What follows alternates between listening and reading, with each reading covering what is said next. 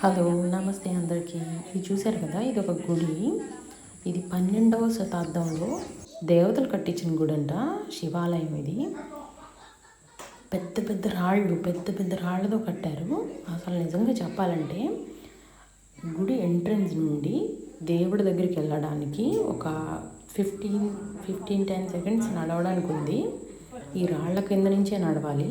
12వ శతాబ్దం నాకైతే నిజంగా వణుకు పుట్టింది. ఆ రాళ్ళు ఎక్కడ పడతాయా అన్నంత భయంకరంగా ఉందన్నమాట. అది ఇప్పుడు పాతది కదా, కానీ అసలు ఏం కాలేదు. అక్కడ ఒక ఆమె ఉన్నారు, ఆమె పూజారిగా చేస్తున్నారు.